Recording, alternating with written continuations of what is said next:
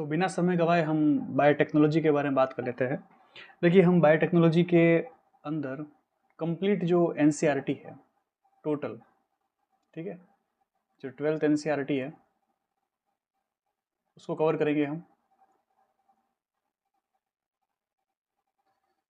अब 12th NCERT के अंदर चैप्टर का नाम है बायोटेक्नोलॉजी। बायोटेक्नोलॉजी तो क्या है ये बायोटेक्नोलॉजी, पहले इसको समझते हैं हम। देखिए, बायोटेक्नोलॉजी जो है इसको समझने से पहले हमें ये पता करना पड़ेगा कि ये जो टर्म है बायोटेक्नोलॉजी की, ये टर्म किसने दी थी। तो बायोटेक्नोलॉजी जो टर्म है उसको देने वाले थे कार्ल एरेकी। कौन थे? Karl Ereky. कार्ल एरेकी, इन्होंने सबसे पहले बायोटेक्नोलॉजी टर्म दी थी। फिर father of biotechnology, father of biotechnology किसको कहते हैं?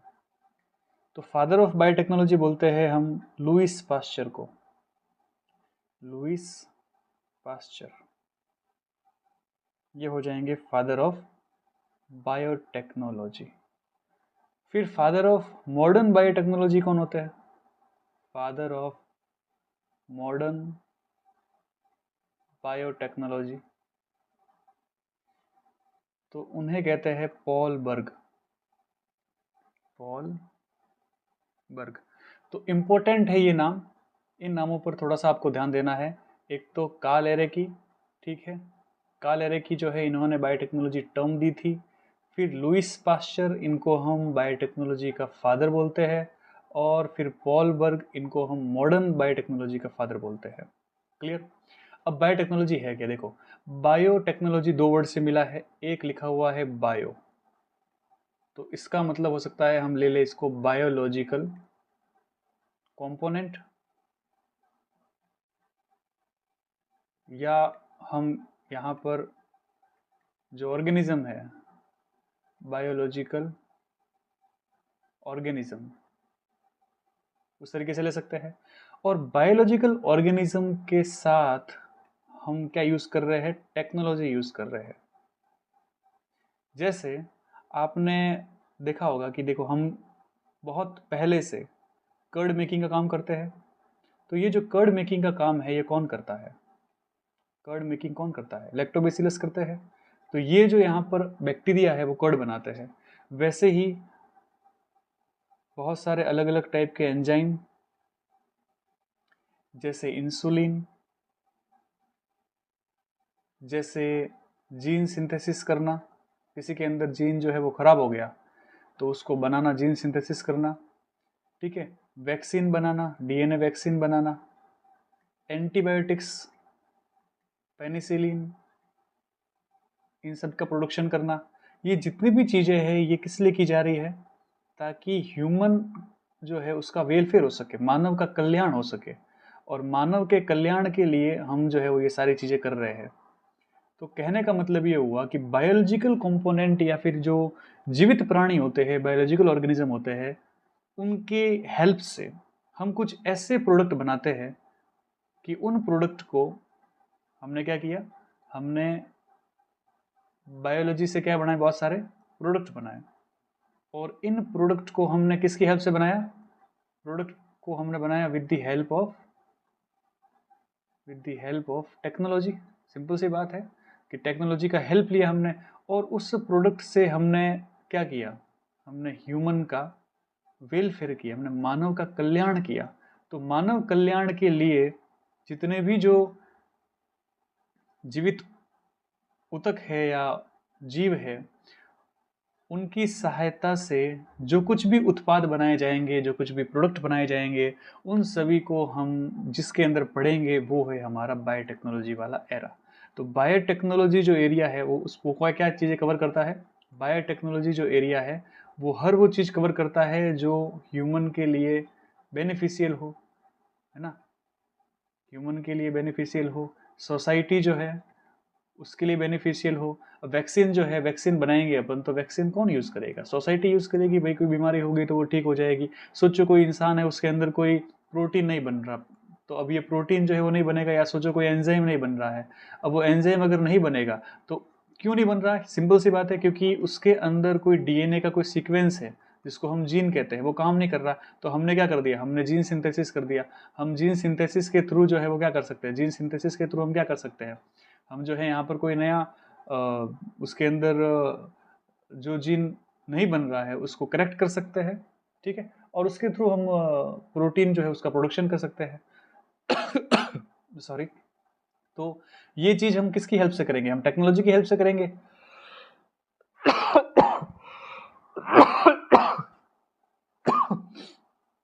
तो इसी को हम बायोटेक्नोलॉजी कहेंगे। तो पहले तो हमको ओवरऑल ये खाका समझना है कि बायोटेक्नोलॉजी में है क्या, हम पढ़ेंगे क्या बायोटेक्नोलॉजी के अंदर, ठीक है। अब इस बायोटेक्नोलॉजी के अंदर जो हमने बात की अभी, इसमें दो कोर मेन टेक्निक होती है, ठीक है। तो हम यहां लिख देते हैं टू कोर टेक्निक। अब ये टू कोर टेक्निक कौन सी है, देखिए बायोटेक्नोलॉजी की टू कोर टेक्निक के अंदर हम एक बात करते हैं जेनेटिक इंजीनियरिंग की। हमने बात की जेनेटिक इंजीनियरिंग, जेनेटिक इंजीनियरिंग, ठीक है। और दूसरी हम बात करते हैं bio process engineering, bio process engineering. क्या है ये दोनों, तो ज़्यादा कोई फ़र्क नहीं है, हल्का फुल्का फ़र्क है, बस उसको समझना है।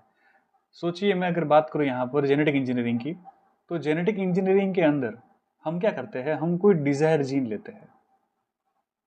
क्या ले लिया हमने, हमने कोई डिज़ायर्ड जीन लिया। जीन का मतलब क्या होता है, हमने कोई डीएनए का सेगमेंट लिया, ठीक है, या हो सकता है वो आरएनए हो, तो कोई भी ले सकते हैं, डीएनए आरएनए उसका सेगमेंट लिया हमने। और उस सेगमेंट को हम क्या करेंगे, हम उस सेगमेंट को, सोचो ये यहाँ पर डीएनए का सेगमेंट था, और इस सेगमेंट को हम क्या करेंगे, किसी दूसरे, कोई दूसरा ऑर्गेनिज्म होता है, कोई होस्ट होता है, होस्ट सेल है ना, उस होस्ट सेल के प्लाज्मिड के अंदर। अब प्लाज्मिड आपको मालूम ही होगा, प्लाज्मिड का मतलब क्या होता है, प्लाज्मिड मतलब होता है एक्स्ट्रा क्रोमोसोमल सेगमेंट। जो मेन न्यूक्लियोड होता है वो ना लेकर के हम क्या लेंगे, होस्ट सेल का प्लाज्मिड। प्लाज्मिड किस में मिलेगा अपन को, सिंपल सी बात है, प्लाज्मिड मिलता है हमको बैक्टीरिया से। तो होस्ट सेल कौन सी हो जाएगी, बैक्टीरिया, प्रोकैरियोटिक सेल हो जाएगी। अब इस बैक्टीरिया से हमने क्या लिया, प्लाज्मिड, तो ये ले लिया हमने प्लाज्मिड, ठीक है। अब हमने क्या किया, हमने इस जो ये डिजायर जीन है इसको हमने क्या कर दिया, इसके साथ में जोड़ दिया, इस चीज को हमने किसके साथ जोड़ दिया, इसके साथ में जोड़ दिया, अटैच कर दिया इसके साथ में। अब क्या बनेगा, अब ये जो चीज बनेगी, इसको आप देखोगे यहाँ पर, तो ये तो हमारा डिजायर जीन था और ये था प्लाज्मिड। तो हमने जो है वो एक अलबेली चीज बनाई, उसी चीज को हमने क्या नाम दे दिया, हमने इसको बोल दिया भाई साहब ये तो रिकॉम्बिनेशन हो गया, ठीक है। तो ये तो रिकॉम्बिनेशन हो गया, तो इसको बोलेंगे हम रिकॉम्बिनेंट, रिकॉम्बिनेंट डीएनए। इसी को शॉर्ट फॉर्म में हम बोलते थे आर डीएनए। तो क्या किया हमने, आर डीएनए कैसे बनाया, हमने हमारी मर्जी का, भाई साहब जो हमको चाहिए था वो वाला जीन ले लिया हमने, जीन को ही हम क्या बोलते हैं, डीएनए सेगमेंट बोलते हैं। तो ये वाला जो था यहाँ पर, ये चीज जो है वो हमने क्या ली, हमने डिजायर जीन लिया। डिजायर जीन में हम कोई भी ले सकते हैं, डीएनए ले सकते हैं, आरएनए ले सकते हैं, जो आपकी मर्जी वो लो। और आपने उसको इंट्रोड्यूस किया, आपने उसको इंट्रोड्यूस कर दिया किसी होस्ट सेल के अंदर जिसको आपने प्लाज्मिड बोला है। और प्लाज्मिड के अंदर डाल करके और आपने जो है वो क्या बना दिया, रिकॉम्बिनेंट डीएनए बना दिया। इसी रिकॉम्बिनेंट डीएनए को ही हम क्या बोलते हैं, इसी रिकॉम्बिनेंट डीएनए को ही हम काइमेरिक डीएनए बोल देते हैं। क्या बोल देते हैं, काइमेरिक डीएनए बोल देते हैं, काइमेरिक डीएनए। या फिर इसी को हम क्या बोल देते हैं, हाइब्रिड डीएनए बोल देते हैं। अब ये चीज हमने क्यों की, हमने क्यों इतनी भेजामारी की, क्योंकि हमको क्या करना था, हमको जो है वो यहाँ पर इस डीएनए से, इस डीएनए पार्ट को जो हमने प्लाज्मिड के साथ में अटैच किया है, और हमने यहाँ पर जो आर डीएनए बनाया है, ये क्या करेगा, अब ये क्या कर देगा, ये फिनोटाइप चेंज करेगा। क्या करेगा, फिनोटाइप चेंज करेगा। तो हमको उस होस्ट का फिनोटाइप चेंज करना था भाई, होस्ट जो काम कर रहा था उसको वो काम छुड़वा करके हमको हमारी मर्जी का काम करवाना था उससे, तो हमने वो काम करवा दिया, फिनोटाइप चेंज कर लिया हमने। तो ये चीज़ ध्यान रखनी है आपको, डीएनए पार्ट जो है उसको लेंगे हम, प्लाज्मिड में डालेंगे और फिनोटाइप चेंज करवा लेंगे। ये कहानी जो है, इसी कहानी को हम क्या बोलते हैं, जेनेटिक इंजीनियरिंग। तो बात समझ में आई। तो देखो कोर टेक्निक में क्या था, जेनेटिक इंजीनियरिंग में क्या पढ़ा अपन ने, जो जेनेटिक इंजीनियरिंग थी, जेनेटिक इंजीनियरिंग के अंदर हमने क्या पढ़ा, हमने ये पढ़ा कि हमने कोई डीएनए या फिर हमने कोई आरएनए लिया, ठीक है, उसको हमने किसी होस्ट प्लाज्मिड के अंदर इंट्रोड्यूस किया और हमने रिजल्ट में क्या पाया, हमने जो है वो आरडीएनए पाया। और ये आरडीएनए क्या करेगा, ये उसकी फिनोटाइप, किसकी फिनोटाइप, होस्ट की फिनोटाइप, जो एक्सटर्नल एक्सप्रेशन होते हैं ना, एक्सटर्नल एक्सटर्नल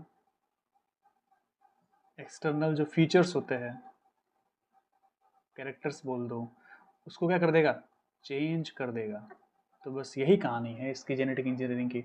अब वो कैसे किया उसने, वो सब जो है वो टेक्निक में हम डिटेल से पढ़ेंगे, लेकिन पहले हमको ऊपर ऊपर का जो है वो थोड़ा सा मामला मालूम होना चाहिए कि जेनेटिक इंजीनियरिंग क्या होती है।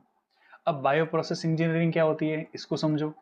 देखो बायो प्रोसेस नाम से मालूम चल रहा है, हमको यहाँ पर क्या करना है, हमको यहाँ पर मैन्युफैक्चरिंग करनी है। क्या करते हैं हम करते हैं manufacturing, manufacturing of biological product. हम बायोलॉजिकल प्रोडक्ट जो है उसकी मैन्युफैक्चरिंग करेंगे। हमको वैक्सीन बनानी है तो बनाओ भाई साहब, हमको पेनिसिलिन बनानी है तो बनाओ, हमको एंटीबायोटिक बनाना है, हमको क्या बनाना है, एंटीबायोटिक बनाना है, वो बनाओ। हमको सोचिए हम जो है वो कर्ड बना रहे हैं तो वो क्या है, बायो प्रोसेस में ही आएगा। हम जो है वो यहाँ पर मान लीजिए इंसुलिन बना रहे हैं, क्या आएगा, वो बायो प्रोसेस में आएगा। ठीक है, तो ये सारी चीज़ें चाहे वैक्सीन हो, पेनिसिलिन हो, एंटीबायोटिक हो, कर्ड हो, इंसुलिन हो, ब्रेड हो, ठीक है, फर्मेंटेशन से बनती है, ब्रेड हो गई, वाइन हो गई, ठीक है, ये सब चीज़ें क्या है, ये सारी की सारी बायो प्रोसेस में आ रही है। क्योंकि हम ये देख रहे हैं कि बायो प्रोसेस में हम क्या कर रहे हैं, हम मैन्युफैक्चरिंग कर रहे हैं। और किसकी मैन्युफैक्चरिंग कर रहे हैं, बायोलॉजिकल प्रोडक्ट की मैन्युफैक्चरिंग कर रहे हैं। तो हमने कोई उत्पाद बनाया, उत्पाद बनाने को तो हम कौन सी कोर टेक्निक में पढ़ते हैं, बायो प्रोसेस इंजीनियरिंग में। और हम अगर कोई फिनोटाइप चेंज कर देते हैं तो उसको हम किस में पढ़ेंगे, हम जेनेटिक इंजीनियरिंग में। देखो हमने इसकी इंजीनियरिंग किस में कर दी है, जीन में, इसलिए जेनेटिक इंजीनियरिंग। और हम यहाँ पर क्या बना रहे हैं, बायो प्रोसेसिंग कर रहे हैं, हम यहाँ मैन्युफैक्चरिंग कर रहे हैं तो उसको बायो प्रोसेस इंजीनियरिंग में पढ़ेंगे। तो बहुत ही सिंपल है, दो चीज़ें हैं आपको थोड़ी सी ध्यान रखनी है। अब हम इसके बाद में आगे बात करते हैं कि आगे कहानी कहाँ चलेगी। तो आगे कहानी चलेगी भाई साहब, देखिए अब हम यहाँ बात करते, अभी हमने क्या पढ़ा था, हमने ये कहा कि हमने एक तो क्या लिया था, डिजायर, हमने क्या लिया था, हमने डिजायर्ड जीन लिया था। मालूम चल गया डिजायर्ड जीन का मतलब क्या होता है, डिजायर्ड जीन का मतलब होता है कि या तो तुम डीएनए लोगे या तुम न्यूक्लिक एसिड आरएनए लोगे, ये तुमने ले लिया। और इसी चीज को तुमने किसके साथ में ऐड कर दिया, तुमने होस्ट होस्ट सेल के अंदर जो प्लाज्मिड होता है उसके साथ तुमने इंट्रोड्यूस कर दिया। ठीक है, कर दिया इंट्रोड्यूस। और तुमने क्या बनाया, तुमने बनाया यहाँ पर आर डीएनए। ठीक है, बना दिया। इस आर डीएनए को क्या बोलते हैं, इसी को बोलते हैं रिकॉम्बिनेंट रिकॉम्बिनेंट डीएनए। ओके, और इसी चीज को हम क्या बोल देते हैं, इसी को हम काइमेरिक डीएनए भी बोल देते हैं, काइमेरिक डीएनए। ठीक है, तो अब यहाँ पर हमको इन्हीं तीन चीजों के बारे में पढ़ना है। सबसे पहले देखो, जो हमने डिजायर जीन लिया है वो हमने तो लिया नहीं था, किसी ना किसी साइंटिस्ट ने लिया होगा। तो आपको बताना है कि ये जो डिजायर जीन लेने वाला जो साइंटिस्ट था, ये साइंटिस्ट कौन था। तो आप क्या बताओगे, ये जो भाई साहब थे, ये थे आपके डिजायर जीन लेने वाले, वो थे आपके कौन, ये थे आपके जिसको हम बोलते हैं Boyer and Cohen, Stanley Boyer and Herbert Cohen. इन दोनों ने यहाँ पर डिजायर जीन लिया। ठीक है, कौन सा जीन था ये जीन जो था वो था antibiotic resistance gene. Antibiotic resistance gene, ये जीन जो है वो इन्होंने लिया। अब हमने बात की है बहुत सेल के प्लाज्मिड डालेंगे, तो प्लाज्मिड जो था, इस प्लाज्मिड को लेने का काम किसने किया? तो आप बोलोगे कि भाई साहब प्लाज्मिड को लेने का काम किया था सबसे पहले लेडरबर्ग ने। किसने किया था? लेडरबर्ग ने। उसको बोलेंगे, इसका नाम क्या था? Joshua Lederberg. Joshua Lederberg. ठीक है, इन्होंने जोसुआ लेडरबर्ग जो था, इन्होंने साल्मोनेला साल्मोनेला टाइफी मूरियम के अंदर से प्लाज्मिड जो थी इसकी क्या की थी? डिस्कवरी की थी। देखो बात समझ में आ रही है धीरे धीरे क्या कह रहा हूं मैं? हमने जीन लिया, अब हमने जीन नहीं लिया है, जीन किसने लिया है? जीन लिया था इन्होंने बोयर और कोहेन ने। ठीक है, सबसे पहले प्लाज्मिड की डिस्कवरी किसने की थी? जोसुआ लेडरबर्ग ने। किसके अंदर की थी? तो साल्मोनेला टाइफी म्यूरियम के अंदर की थी। ये भी समझ में आ गई बात। अब ये जीन इन्होंने बेचारों ने, बोयर और कोहेन ने लिया और फिर उसको प्लाज्मिड के अंदर इंट्रोड्यूस किया और फिर आरडीएनए बना दिया। तो ये यहाँ पर वापस से इसको हम साइंटिस्ट के साथ में समझ लेंगे कि देखिए क्या हुआ था। सबसे पहले ये हुआ कि एंटीबायोटिक रेजिस्टेंस जीन, ठीक है, डिस्कवरी किसने की थी? मान समझ में आ गया तुमको कि प्लाज्मिड की डिस्कवरी किसने की? लेडरबर्ग ने। ठीक है, आरडीएनए जो है टेक्निक वो सबसे पहले किसने बनाई थी? तो ये बनाई थी बोयर और कोहेन ने। अब हम वापस से इसी चीज को बात कर रहे हैं कि सबसे पहले क्या हुआ 1972 के अंदर, जो ये बोयर भाई साहब और बोयर एंड कोहेन, बोयर भाई साहब और जो कोहेन भाई साहब थे, इन्होंने क्या किया? इन दोनों ने मिल करके एक जीन ली। ठीक है, जीन जो थी वो क्या थी? Antibiotic resistance gene. क्या बोलेंगे हम? डिजायर जीन का नाम रख दिया अपने antibiotic resistance, antibiotic resistance gene. ठीक है, इस एंटीबायोटिक रेजिस्टेंस जीन को इसने किस में से निकाला? तो देखो निकालेंगे किस में से, तो यहाँ इन्होंने बात की थी कि जो साल्मोनेला टाइफी म्यूरियम जिसके अंदर प्लाज्मिड की डिस्कवरी हुई थी, उसी के अंदर से इन्होंने क्या निकाल दिया? Antibiotic resistance gene. तो किस में से निकाला था? तो हम कहेंगे साल्मोनेला टाइफी टाइफी म्यूरियम के अंदर से इन्होंने एंटीबायोटिक रेजिस्टेंस जीन निकाल दिया। और एंटीबायोटिक रेजिस्टेंस जीन को इन्होंने किस में डाल दिया? इन्होंने जो ई कोलाई होती है उस ई कोलाई के प्लाज्मिड में, क्योंकि ये क्या थे? ये दूर के भाई बहन, दूर के मतलब रिश्तेदार थे।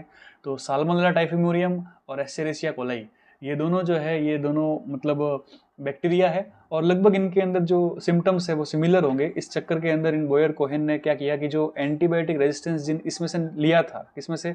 साल्मोनेला टाइफीम्यूरियम में से, इसको इसने ई कोलाई के अंदर डाल दिया। तो हम कह रहे हैं कि सोचिए ये जो है यहाँ पर जीन लिया था और इस जीन को इन्होंने किस में डाल दिया? इस जीन को इन्होंने इस वाले प्लाज्मिड के अंदर डाल दिया। तो यहाँ पर जब डाला इन्होंने, तो हम क्या कह रहे हैं कि इनको जो है वो यहाँ पर क्या मिल गया? इस तरीके से ये जो चीज़ बनाई अपन ने, इसको क्या बोलते हैं हम? आरडीएनए। तो आरडीएनए की डिस्कवरी किसने की? तो श्रेय तो किसको जाएगा? बोयर और कोहेन को जाएगा।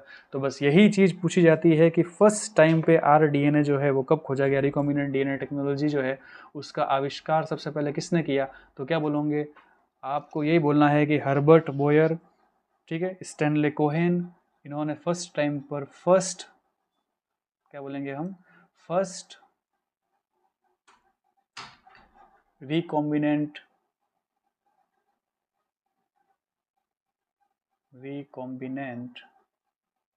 DNA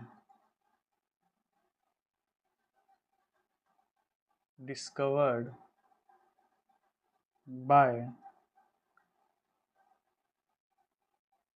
Stanley Cohen and Herbert Stanley Cohen and Herbert Boyer. Clear? तो इन दोनों साइंटिस्ट ने सबसे पहले जो है वो रिकॉम्बिनेंट डीएनए की डिस्कवरी की थी। कब की थी? इन 1972। कहानी खत्म।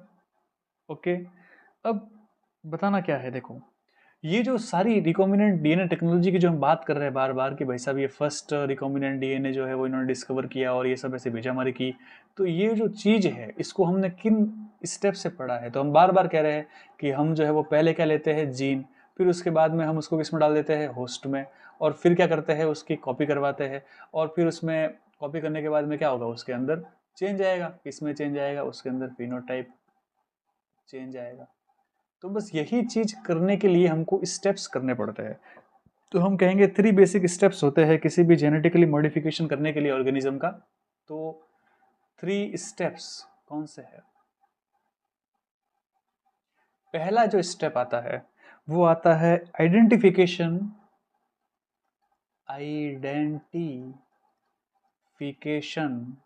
Identification of DNA, identification of DNA with desirable gene.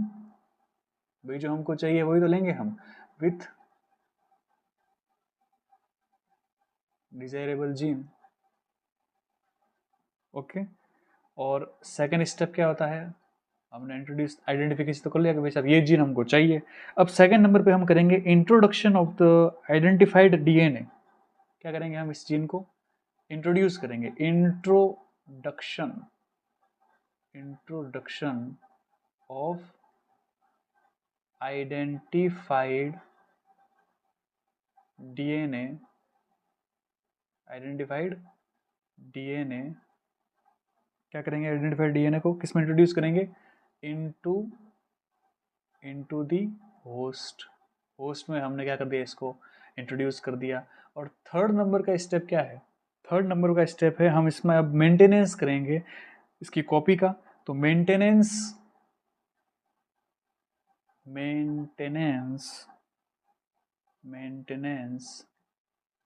Of introduced DNA, maintenance of introduced DNA in the host and transfer of the DNA and transfer of the DNA to its progeny,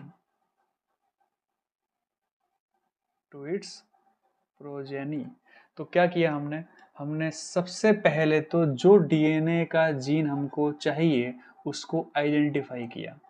फिर हमने क्या किया? हमने उस gene को किस में introduce कर दिया? होस्ट में। और फिर हम क्या कर रहे हैं? हम उसके अंदर लगातार मेंटेनेंस कर रहे हैं, देख रहे हैं उसके अंदर कि भाई साहब डीएनए में होस्ट गया कि नहीं गया, और उसके अंदर जो है वो उसकी कॉपी को मेंटेन कर रहे हैं ताकि उसके अंदर जो प्रोजेनी हो उसके अंदर वो डीएनए चला जाए।